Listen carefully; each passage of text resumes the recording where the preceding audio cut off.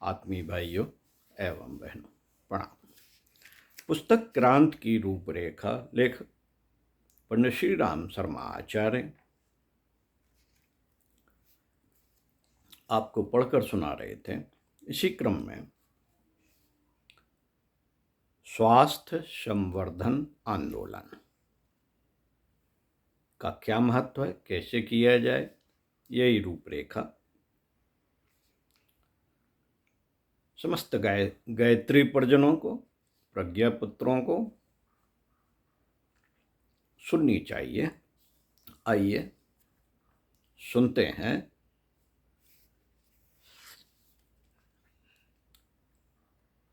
स्वास्थ्य संवर्धन आंदोलन। मित्रों, मनुष्य की आकांक्षा अनुकूल परिस्थितियों तथा सुविधाजनक समृद्धियों के लिए रहती है। इसके लिए प्रबल पुरुषार्थ, दूरदर्शी चिंतन एवं अटूट संकल्प की आवश्यकता होती है। इन तीनों ही स्थूल, सूक्ष्म और कारण शरीर से यह तीनों स्थूल, सूक्ष्म और कारण शरीर से बन पड़ते हैं। उन्हीं के द्वारा कठिनाइयों का निराकरण और वैभव विभूतियों की उपलब्धियों का अर्जन संभव होता है। इन क्रियाकलापों को स्वस्थ शरीर ही कर पाते हैं। यदि वे रुग्णता से ग्रसित हों तो कुछ कर सकना तो दूर, पीड़ा सहते, धन खर्च करते, दूसरों का सहारा ताकते, भारभूत होकर जीते और ज्यों का त्यों करके जिंदगी के दिन पूरा करते हैं। इसलिए पहला सुख निरोगी काया माना गया है। आरोग्य को ही धर्म, अर्थ, काम, मोक्ष का मूल माना गया है। मनुष्य की वही पहली और प्रमुख आवश्यकता है। साथियों, आरोग्य का अर्थ केवल स्थूल शरीर का रोग मुक्त होना ही नहीं है। सूक्ष्म शरीर की चिंतन, चेतना एवं कारण शरीर की भावमान्यता भी सीधी और सही होनी चाहिए। ऐसी परिस्थिति में ही मनुष्य कुछ महत्वपूर्ण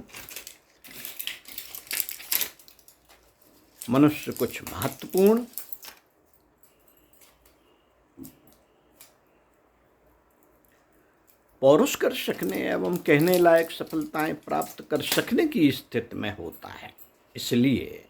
इसलिए किसी महान लक्ष्य का निर्धारण करते हुए यह भी देखना पड़ता है कि अपने तीनों शरीर निरोग हैं या नहीं। केवल स्थूल नहीं, तीनों शरीर।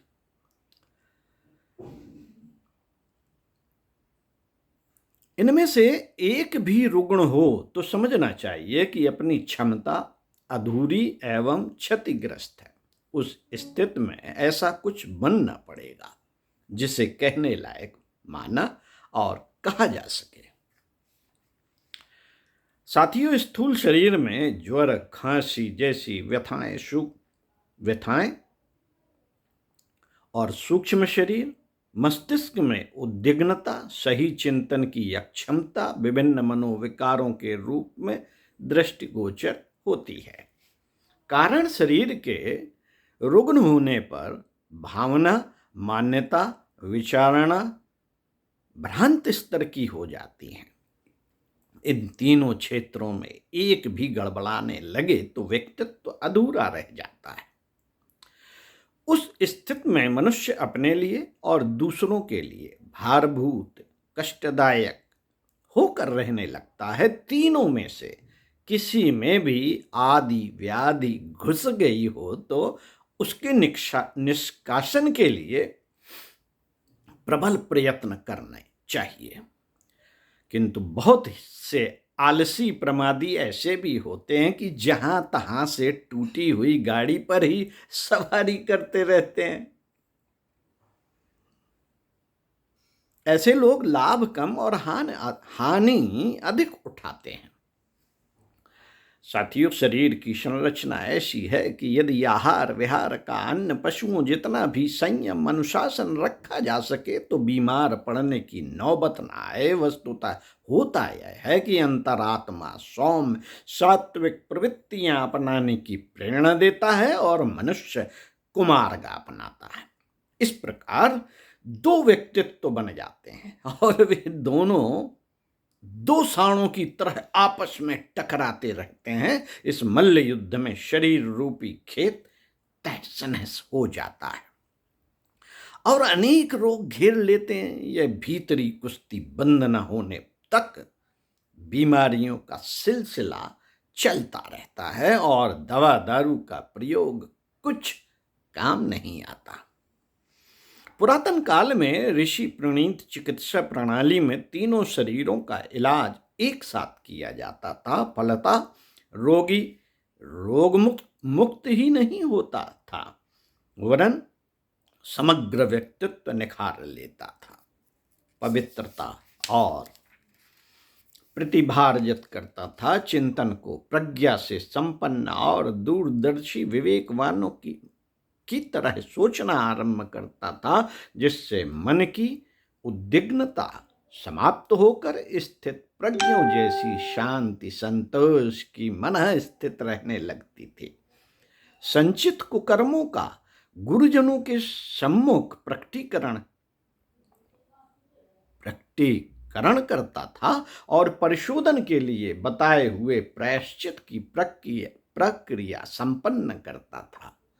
मित्रों, मनोनिग्रह के लिए इंद्रिय संयम, अर्थ संयम, समय संयम और विचार संयम की चतुर्विधि तपश्चर्याएं अपनाता था। इसके अतिरिक्त प्राणायाम, न्यास, बंध, त्राटक, मुद्रा जैसे साधनों को अपनाता था।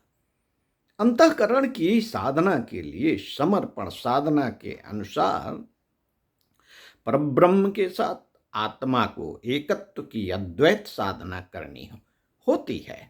व्यक्ति विशेष की स्थिति के अनुरूप समग्र स्वास्थ्य संवर्धन के लिए और भी कितनी हल्की भारी साधनाएं हैं जिन्हें व्यक्ति के स्तर को देखते हुए बताया एवं कराया जाता था।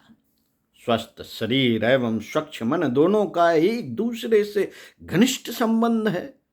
दोनों के सही रहने पर दुर्बलता और रुग्णता से पीछा छूटता है और मनुष्य कोई कहने लायक पुरुषार्थ कर सकने में समर्थ होता है। आत्मरक्षा, स्वावलंबन, पराक्रम, प्रगति से लेकर परमार्थ साधने तक में एक भी उद्देश्य स्वस्थ शरीर रखे बिना सधता नहीं। दुर्बल और रुग्ण शरीर के विचार भी निषेधात्मक पतोन्मुख रहते हैं। ऐसा व्यक्ति न केवल दुख पाता है वरन दूसरों को भी दुख देता है। समाज व्यवस्था की दृष्टि से पिछड़ापन एक अभिशाप है, भले ही वह शारीरिक, मानसिक, आर्थिक किसी भी स्तर पर क्यों ना हो। लोकहित की दृष्टि से जनसाधारण को बलिष्ठ निरोग बनाने के लिए परमार्थ परायणों को, सृजन शिल्पियों को निरंतर प्रयत्न करने चाहिए।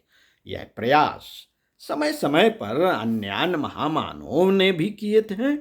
समर्थ गुरु रामदास ने महाराष्ट्र के हर गांव में महावीर मंदिर स्थापित किए थे और उनके साथ शरीर को बलिष्ठ बनाने वाली व्यायामशालाओं को, मन को प्रखर बनाने वाली कथा परंपराओं को समान महत्व दिया था। यही कारण रहा कि शिवाजी को उस क्षेत्र से सैनिकों, शस्त्रों और साधनों की प्रचुर उपलब्धि हो सकी और स्वतंत्रता संग्राम का शुभारंभ सफल संभव हो सका। गुरु गोविंद सिंह की एक हाथ में माला और दूसरे हाथ में भाला रखने की नीति ने प्रत्येक सिख को बलिष्ठ और सशस्त्र रहने का प्रावधान बताया था। प्राचीन काल में भी अग्रतः चतुरो वेदः पृष्ठतः शरम धनु की परंपरा थी।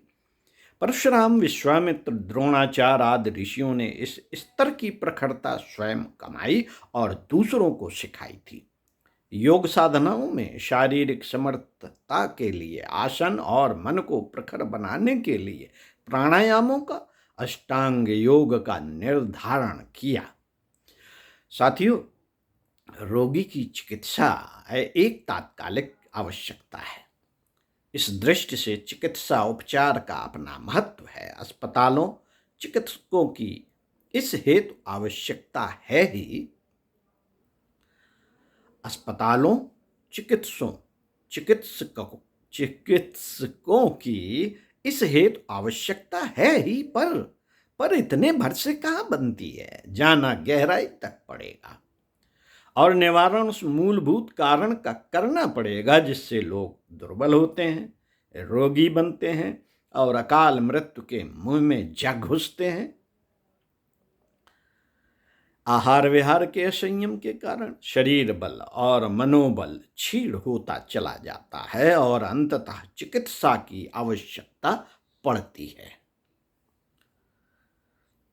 होना यह चाहिए कि चिकित्सा उपचार से भी अधिक स्वास्थ्य संवर्धन को महत्व दिया जाए और उस क्षेत्र में बरती जाने वाली उपेक्षा एवं अवांछनीयता को दूर किया जाए। इसके बिना न दुर्बलता घटेगी न रुग्णता मिटेगी।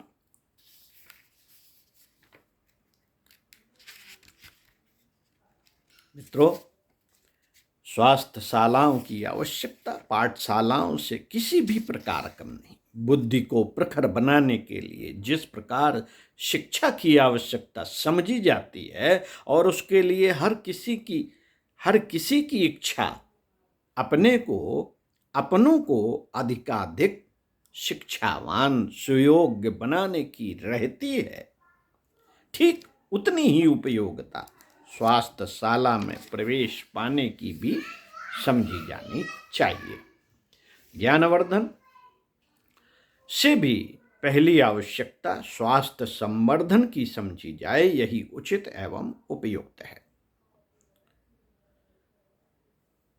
मित्रों, इसे दुर्भाग्य ही कहा जा सकता है कि पाठशालाओं की ओर जितना ध्यान दिया जाता है उतना आरोग्यशालाओं की ओर नहीं। कुछ ध्यान भी दिया गया है तो औषधियों, दवाखानों और चिकित्सकों को बढ़ाने मात्र का प्रयत्न चला है। यह नहीं सोचा गया कि आरोग्य के मूलभूत नियमों का इसी प्रकार व्यतिक्रम चलता रहा तो उभरने वाली दुर्बलता टहनकों के सहारे दूर न की जा सकेगी। उभरती हुई रुग्णता पर इंजेक्शनों के बलबूते काबू न पाया जा सकेगा। जड़ सींचनी चाहिए। पत्तों पर छिड़काव करने से क्या बनेगा। पंडित श्री राम शर्मा आचार्य इसी क्रम में आपको पृष्ठ 38 से अगले वीडियो में सुनाएंगे। ओम शांति। सुनते रहिए।